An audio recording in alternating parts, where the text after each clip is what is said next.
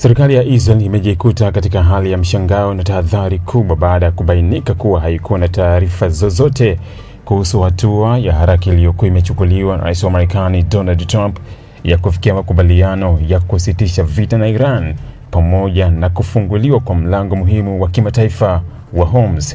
Kwa mujibu wa afisa mmoja wa ngazi za juu wa Israel alizungumza na redio ya kijeshi nchi hiyo, viongozi wa Israel walikuwa bado wanaamini kuwa hali ingeendelea kuwa ya kijeshi zaidi, wakijiandaa kwa ongezeko la mashambulizi badala ya suluhu ya mazungumzo.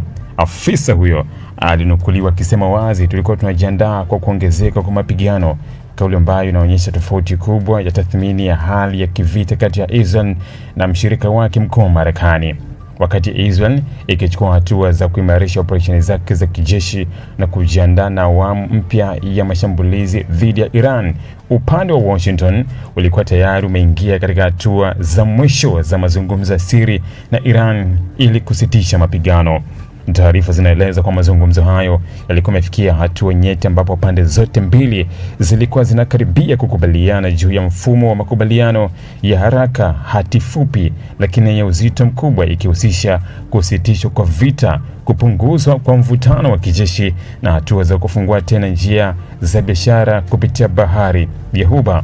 Kufunguliwa tena kwa mlango wa Hormuz ni jambo lenye umuhimu wa kimkakati duniani, kwani njia hiyo hubeba sehemu kubwa ya mafuta yanayosafirishwa kimataifa, na kufungwa kwake kulisababisha mshtuko mkubwa katika masoko ya nishati duniani.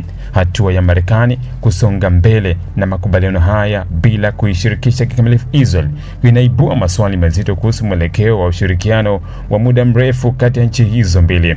Israel imekuwa mstari wa mbele katika operesheni za kijeshi dhidi ya Iran tangu mwanzo wa mzozo huo, na hivyo kutengwa kwake katika hatua za mwisho za maamuzi kunaweza kuonekana kama kupuuzwa kwa mchango wake wa kijeshi na kiusalama katika mgogoro huo. Wakati huo huo, Rais wa Marekani Donald Trump ameonyesha wazi kuwa licha ya kusukuma diplomasia bado hajafunga kabisa mlango wa matumizi ya nguvu. Katika ujumbe wake wa leo, ameashiria kuwa iwapo Irani haitatekeleza makubaliano yaliyopendekezwa, Marekani iko tayari kurejea katika hatua kali zaidi za kijeshi, ikiwa ni pamoja na mashambulizi mapya na kuimarisha tena vikwazo vya pamoja na operesheni za baharini. Hii inaonyesha kuwa makubaliano hayo, ingawa yanaonekana kuwa na hatua ya kuelekea kwenye amani, bado yako katika mazingira ya tahadhari na masharti magumu. Kwa upande wa Israel, hali hii imeweka taifa hilo katika nafasi ngumu kimkakati. Ikiwa makubaliano yatatekelezwa, Israel italazimika kurekebisha haraka mkakati wake wa kijeshi na kisiasa, huku ikiangalia namna ya kulinda maslahi yake ya kiusalama bila msaada wa moja kwa moja wa operesheni za Marekani. Aidha, kuna hofu kuwa Iran inaweza kutumia kipindi cha utulivu kujijenga upya kijeshi, jambo ambalo Israel imekuwa ikilipinga kwa muda mrefu. Kwa ujumla, tukio hili linaashiria mgawanyiko wa kimkakati kati ya washirika hawa wakubwa wawili, na linaweza kuwa na athari za muda mrefu katika siasa za kimataifa, hasa katika eneo la Mashariki ya Kati.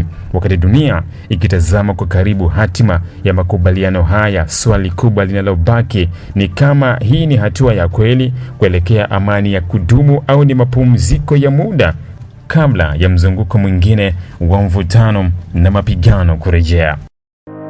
Ili kuwa mwanafamilia bora wa Global TV, usisahau kusubscribe, like, kushare na kucomment. Baada ya kusubscribe, bonyeza alama ya kengele ili kupata taarifa kwa kila video inayopanda Global TV Online.